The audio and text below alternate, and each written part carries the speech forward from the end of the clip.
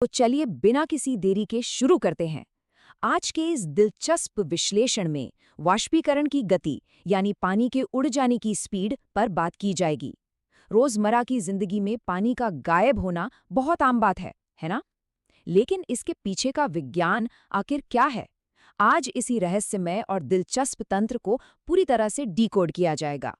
तो सीधे उस बुनियादी सवाल पर आते हैं जो इस पूरी चर्चा का आधार है। जल को तीव्र या धीमी गति से कैसे वाष्पित किया जा सकता है? वाष्पीकरण तो खैर हर जगह हो रहा है, लेकिन इसकी स्पीड हमेशा एक जैसी नहीं होती। कभी पानी पलक झपकते ही गायब हो जाता है, तो कभी घंटों लग जाते हैं। ऐसा क्यों? बस यही वो सवाल है जिसका जवाब आज खोजा जाएगा। अब देखिए, विज्ञान सिर्फ किसी बड़ी सी लैब तक सीमित नहीं है। अपने आसपास ही देख लिया जाए। गर्मियों के दिनों में छत पर पड़े कपड़े कितनी जल्दी सूख जाते हैं, जबकि बरसात में घंटों लग जाते हैं।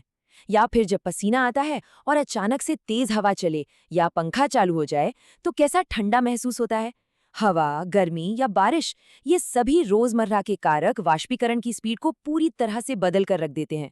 ये उदाहरण सोचने पर मजबूर करते हैं कि आखिर इन सब के पीछे कौन सा नियम काम कर रहा है। अन्वेषण की तैयारी, ढक्कन बनाम प्लेट। तो अब इस पूरी अवधारणा को एक छोटे से बहुत ही साधारण से प्रयोग के जरिए परखा जाएगा। इस सेटअप को समझना बहुत ही आसान है। पहले चरण में किसी भी छोटी बोतल के ढक्कन में थोड़ा सा पानी लेना है। वैसे यहाँ पानी की जगह सैनिटाइजर का भी इस्तेमाल किया जा सकता है। नतीजे बिल्कुल वैसे ही मिलेंगे। फिर दूसरे चरण में एकदम उतनी ही मात्रा में पानी एक चौड़ी प्लेट में लेना है। और तीसरे चरण में इन दोनों को एक दूसरे के बिल्कुल पास रख देना है। एकदम परफेक्ट कंट्रोल्ड वैज्ञानिक सेटअप तैयार है। और ये सेटअप बहुत ही शानदार तरीके से एक खास चीज को दर्शाता है। बाईं तरफ जो बोतल का ढक्कन है, उसमें पानी का खुला हिस्सा यानी अनावृत क्षेत्र बहुत कम है, जबकि दाईं तरफ जो प्लेट है उसमें पानी काफी फैला हुआ है, तो जाहिर है उसका खुला क्षेत्र बहुत ज्यादा है। पानी की मात्रा तो बिल्कुल बराबर है, लेकिन हवा के संपर्क में आने वाली जगह एकदम अलग-अलग है। यही वो असली गेम चेंजर है जिसका सीधा असर वाष्पीकरण की स्पीड पर पड़ने वाला है। आगे बढ़ने से पहले थोड़ा रुककर इस पूरी प्रक्रिया का वैज्ञानिक विश्लेषण कर लिया जाए। इस प्रयोग में वास्तव में क्या सामान रखा गया, पानी की मात्रा और वो जगह जहां दोनों बर्तन रखे गए हैं, बदला क्या गया, पानी का क्षेत्रफल या उसका खुला हिस्सा, और मापा जाएगा वो समय जो दोनों बर्तनों का पानी पूरी तरह से गायब होने मिलेगा। वैज्ञानिक पद्धति का ये एक बहुत ही बेहतरीन और सीधा साधा उदाहरण है। अन्वेषण के परिणाम, वाष्पीकरण के समय को मापना। सेटअप का काम पूरा हुआ, अब सीधे नतीजों की ओर बढ़ते हैं। यहाँ जो सबसे दिलचस्प बात सामने आती है वो ये है कि जब खुले क्षेत्रफल और समय की तुलना की जाती है तो अंतर बिल्कुल साफ दिखने लगता है। एक तरफ वो छोटा सा ढक्कन है और दूसरी तरफ बड़ी सी प्लेट।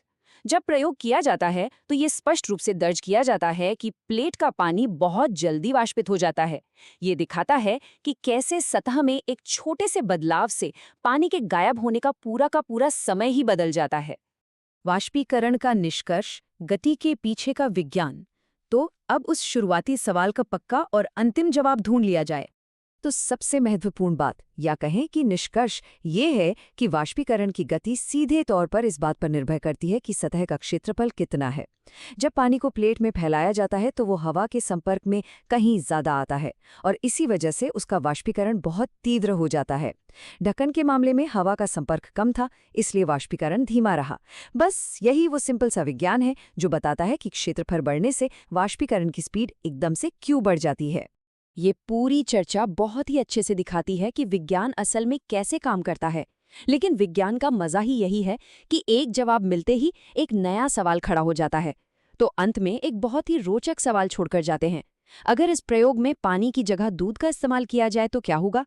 क्या वाष्पीकरण की गति बिल्कुल वैसी ही रहेगी, या दूध में मौजूद फैट और अन्य तत्व कुछ नया ही खेल दिखाएंगे? ये वाकई में सोचने वाली बात है,